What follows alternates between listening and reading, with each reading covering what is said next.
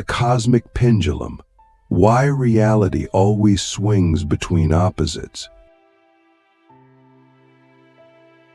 Let's begin with a realization so profound it can shift the axis of your inner world. Everything you experience, every joy, every sorrow, every breath is caught between two forces. These are the dualities. They are not just concepts, they are the invisible architecture of all existence. They are the pulse of the universe, the inhale and exhale of spirit, the silence and the sound that shape all dimensions of consciousness. What if I told you that without these dualities, you wouldn't exist? Your thoughts, your identity, your beliefs, and even your suffering are all dancing between the poles of these forces. And the more aware you become of this dance, the more mastery you gain over your reality, not just in this world, but across all spiritual dimensions. As I journeyed into the deepest layers of meditation, in deserts, temples, and even abandoned forests, I began to see the patterns. It was never random. Every breakthrough I had spiritually was preceded by a breakdown.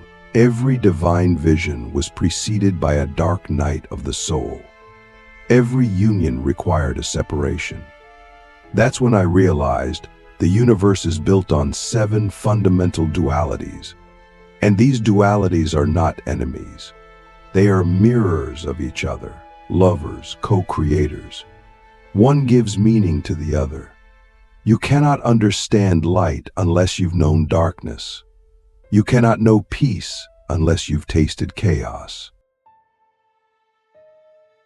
So I ask you now, right here, which side of the pendulum are you on right now? Are you in expansion or contraction? Are you in love or fear? Are you creating or destroying? Because whether you realize it or not, you are aligned with one of these forces at all times, and that alignment is shaping your entire destiny. Let's take the first duality, light and darkness. It's the most obvious, yet the most misunderstood. Light is not good and darkness is not evil. That's a human projection. In the spiritual dimension, light is awareness. It's illumination. It's the knowing. And darkness, it's the unknown. It's the mystery. It's the womb of creation itself. We fear darkness because we can't control it. But without it, there is no growth. Seeds grow in the dark. Souls awaken in the silence. I once spent 7 days in pitch black isolation, no sound, no sight, no time. At first, I panicked. But slowly the darkness began to speak, not in words, but in pure presence. It wrapped around me like a second skin, and I realized this is where all things begin. Darkness is the mother of the universe. Why do we run from it? The second duality is movement and stillness. All things oscillate between these. The stars spin, the cells vibrate, the earth rotates. But in the center of all motion lies stillness, the eye of the hurricane, the silent breath between thoughts. In our lives, we're addicted to movement, chasing goals, chasing people, chasing validation. But what if true power comes from stillness? What if the greatest transformations happen not when you're doing more, but when you stop doing altogether? I challenge you. Can you sit in absolute stillness for 60 minutes? Not just physically, but mentally. Can you stop the inner chatter? Because once you do, you'll touch the dimension where time collapses. That's where you meet eternity. And it's always been waiting for you. Third, we encounter the duality of attachment and detachment. This one is subtle, and it rules the emotional dimension. We bind ourselves to people, identities, outcomes. We say, this is mine, this is who I am. But the more we hold on, the more we suffer. Detachment is not apathy. It's not cold indifference. It's the ultimate freedom. It's the ability to love fully without needing to possess. It's the art of being in the world but not of it. I once let go of everything, my name, my job, my home, my relationships, not to escape but to see what remained. And what remained was pure awareness, untouched by circumstance. That's when I knew what you truly are can never be lost. So what are you holding on to that is actually holding on to you? The fourth duality is creation and destruction. This is the force behind every cycle in life. We fear destruction, but forget that it is the soil of creation. Forests burn so they can regenerate. Old identities must die for new ones to emerge. Even stars collapse to form black holes, which in turn give birth to galaxies. I ask you now, what in your life is ready to be destroyed? What pattern, belief, or relationship needs to be burned to ashes so something more authentic can rise? When I learned to embrace destruction, I stopped resisting the seasons of my soul. I stopped fearing the end because I knew it was also the beginning. Can you find beauty in your collapse? The fifth duality is masculine and feminine. Not gender, these are archetypal energies. The masculine is direction, focus, structure. The feminine is flow, receptivity, chaos, and creation. Both exist within you, regardless of your body. But the imbalance of these forces creates suffering. When masculine dominates, we become rigid, cold, disconnected. When feminine overtakes, we drown in emotion, lose focus, spiral. The key is union. In all spiritual traditions, from Tantra to Taoism, enlightenment is the sacred marriage of these forces within. When your inner masculine holds your inner feminine, you become whole. You create without burnout. You lead with love. Which energy are you over-identifying with right now? What would happen if you balance the other? The sixth duality is time and timelessness. This is where spiritual practice often begins to shake our reality. We live in linear time, past, present, future. But in higher dimensions, time is fluid. It folds, it spirals. Mystics have long spoken of moments where the past reveals itself in the present, or where the future sends signals backwards. I've experienced these states. In deep meditation, time dissolves. Hours feel like seconds. You remember things that haven't happened yet. You touch the eternal now, and in that eternal now, all healing happens. All forgiveness occurs. All wisdom returns. What would you do differently if you knew that all time is happening now? The seventh and final duality, the one that encompasses all others, is self and no self.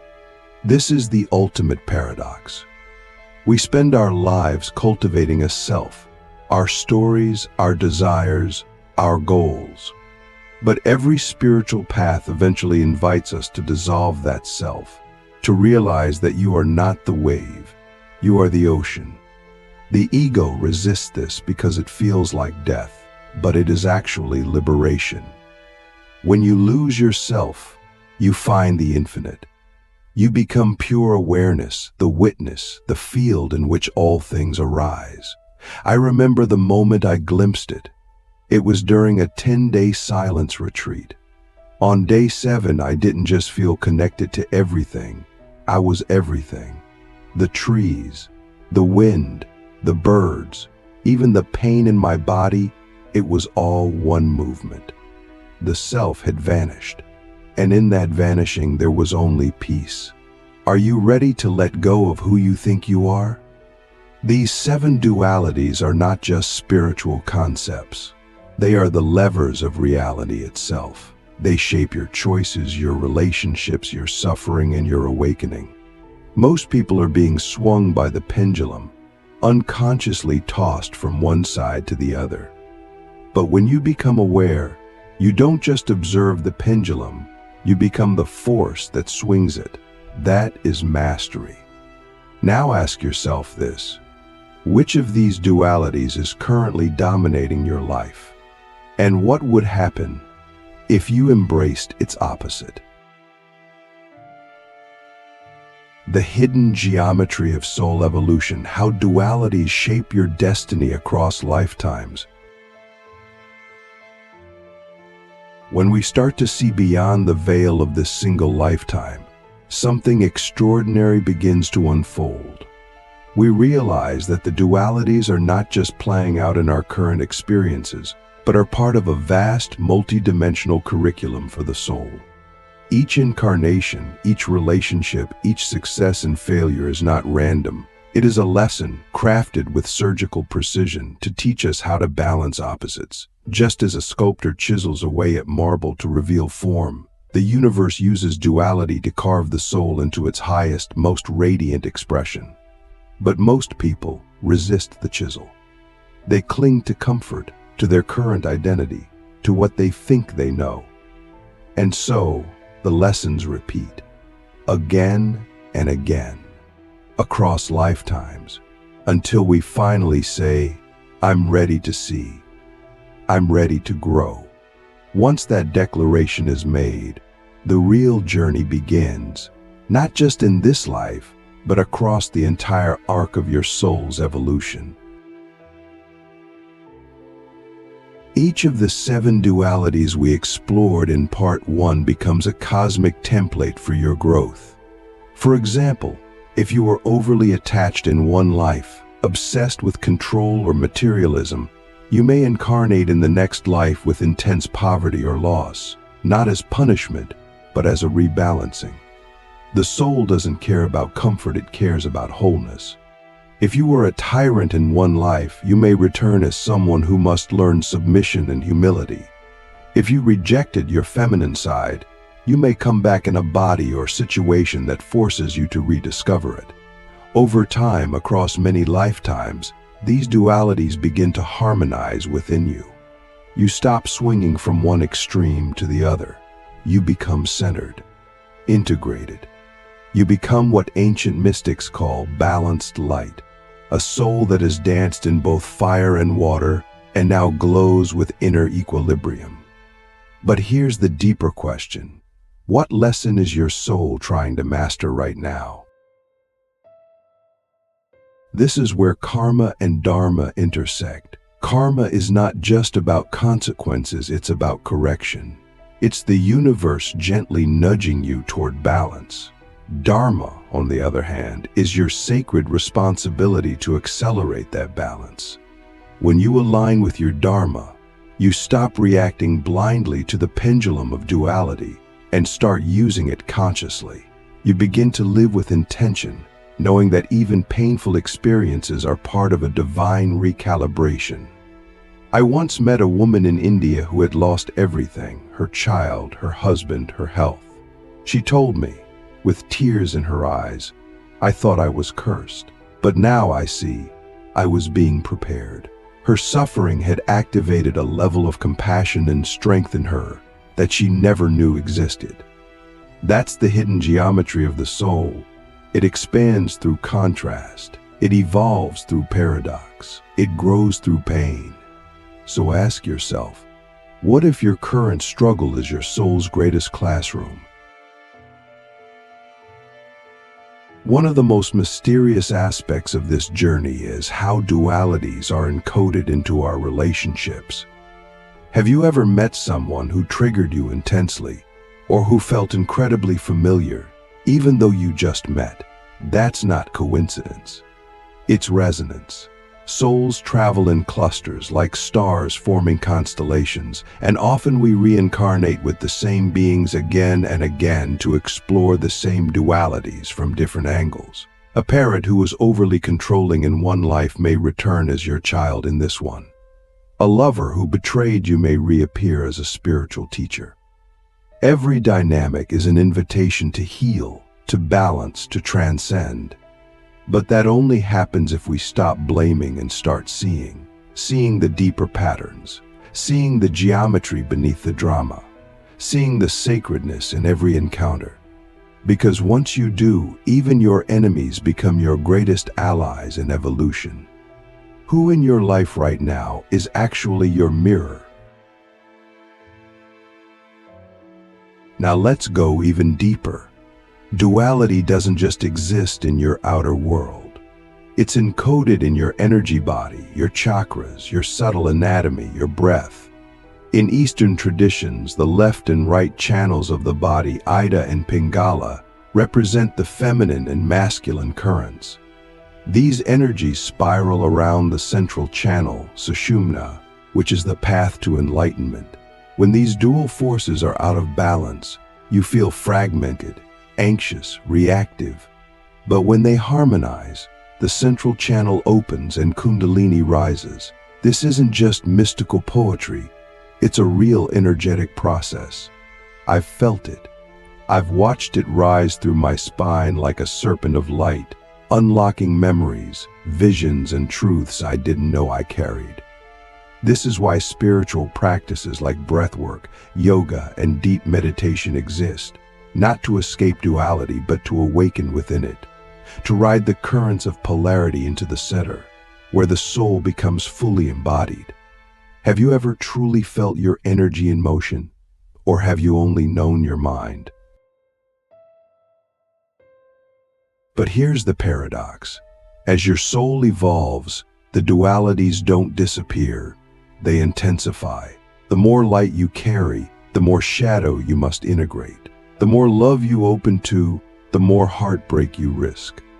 This is the great irony of growth. Many seekers think awakening will lead to peace, but real awakening leads to more responsibility, more contrast, more inner work. The difference is you now welcome it. You now see every challenge as a door, not a wall. You stop asking, why is this happening to me? And start asking, what is this showing me about myself? That question alone can shift lifetimes of suffering. Because at the core of every duality is a secret key. And that key is awareness. Once you become aware of the force at play, it begins to loosen its grip. You are no longer a puppet of polarity. You become the observer, the alchemist, the one who can hold contradictions in your heart without needing to resolve them. That is spiritual maturity. Finally, let's talk about choice. Because awareness without action is just another form of avoidance. Once you see the dualities, once you understand their impact, you must choose how to engage with them. This is where free will meets destiny. You can choose to lean into discomfort. You can choose to forgive. You can choose to let go of control.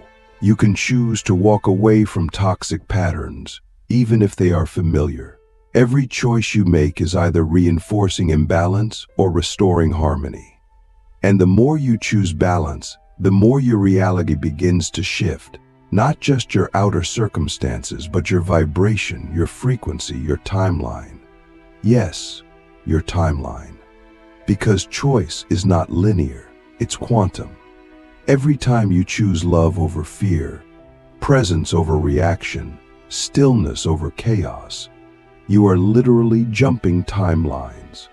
You are entering a parallel version of yourself who is more aligned, more awake, more whole. So I ask you one final question for this part. What timeline are you choosing today? The spiritual battlefield within. How to master the inner fight between opposing forces. There comes a moment on every spiritual path when the war shifts inward.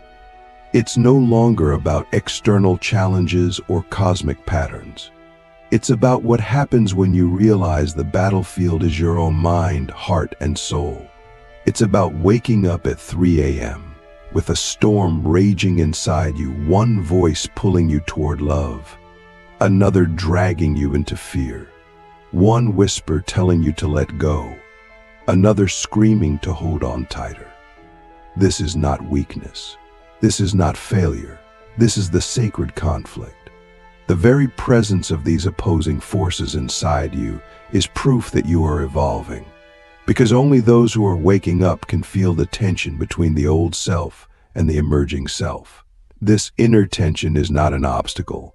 It is your spiritual gym, the place where your soul gets stronger, the crucible where clarity is forged. And to navigate this battlefield, you must stop identifying with either side. You must become the observer, the silent witness who sees both voices and chooses neither, yet understands both. One of the most profound realizations I ever had came in the middle of a fast. I hadn't eaten in 5 days, and my mind was in chaos. I wanted to quit. My body ached. My emotions were all over the place. But then, in that moment of weakness, I noticed something. There was a space inside me that wasn't reacting. It wasn't hungry. It wasn't afraid. It was just still. I realized that within every duality, pain and pleasure, doubt and faith, there is a third force, awareness. That awareness is not neutral in the sense of apathy, it is transcendent. It sees the suffering, but it is not consumed by it. It allows the fight, but it does not join it. And from that space, I felt something shift. I wasn't the hunger. I wasn't the fear. I was the space they were moving through. That's when I truly understood. Spiritual mastery isn't about eliminating struggle. It's about remembering who you are while you struggle. So, who are you when the storm hits? In every duality, there is a seduction. One force wants to dominate. It wants to convince you that it is right, that it is true, that it is you. For example, fear pretends to be wisdom. Anger pretends to be protection. Desire pretends to be purpose. And if you're not vigilant, you will get pulled into the illusion. You will think, this is me. This is what I believe. This is what I need. But stop. Breathe. Ask yourself, who is the one observing this emotion? Who is the one hearing this thought? That question alone can free you from lifetimes of unconscious reaction. Because the moment you remember that you are the observer, not the content, you reclaim your power. You can feel anger without becoming violent. You can feel fear without becoming paralyzed. You can feel longing without abandoning your center. This is what ancient warriors knew. The real battle is never outside. It's in the space between the trigger and your response. That space is where your freedom lives. Let's talk about temptation. Not in the religious sense, but in the spiritual sense, because every duality contains a temptation. The temptation of light is superiority. You feel spiritually awakened, and suddenly you think you're above others. The temptation of darkness is despair. You feel pain, and you think it's permanent. The temptation of stillness is stagnation. The temptation of movement is restlessness. The temptation of detachment is numbness. The temptation of attachment is obsession. These are subtle traps, and most people fall into them without even noticing. But here's the key. Every temptation is actually a lesson in disguise. It only exists to show you where you're still unconscious. So instead of judging yourself for falling into the same patterns, ask, what is this pattern trying to teach me? What lie am I believing about myself right now? Because every time you fall, you are being given another chance to rise with more awareness, more humility, more grace. Now consider this. The dualities are not just forces to be balanced. They are invitations to alchemize. Alchemy is the ancient practice of turning lead into gold. But spiritually, it means turning pain into wisdom, fear into love, shadow into power. And you do this not by denying one side of the duality, but by integrating it. Integration is the hidden art of the awakened soul. It's when you stop pushing parts of yourself away and start saying, even this belongs, even the anger, even the doubt, even the part of you that still wants to escape. When you bring those parts into the light of awareness, they stop controlling you. They become allies. They become energy you can use. I've sat with addicts, monks, CEOs, shamans, and I can tell you, the most powerful people are not those who have eliminated their darkness. They are the ones who have become intimate with it. The ones who have danced with their shadow, not run from it. So, what part of yourself are you still trying to exile? This inner fight is not a one-time event. It is a cycle. It will repeat in new forms as you grow, but each time it returns, you're different. More aware, more anchored, more capable of choosing from the center, not the extremes. And that's the mark of a true spiritual warrior. Not someone who avoids conflict, but someone who meets it with presence. Someone who can hold paradox without collapsing. Someone who can say, yes, I feel fear, but I will still act from love. That is the greatest power you will ever learn. Because when you can do that, you're no longer ruled by the pendulum. You become the axis it swings around. You become the calm in the chaos, the eye in the storm. And from that place, you don't just survive life, you shape it, you sculpt it, you serve it. Not from ego, but from essence. Because now, you are no longer fighting duality. You are dancing with it. So here we are, you and I, standing in the center of this great inner battlefield. But now, armed with awareness, you don't need to pick a side. You don't need to win. You just need to wake up, to see the forces at play, to breathe through the intensity, to choose your response. And in doing so, you master the game, not by escaping it, but by playing it differently. That's the secret the mystics knew. That's the art the sages practiced. And now it's your turn. So I leave you with this question. What would your life look like if you stopped choosing sides and started choosing presence instead?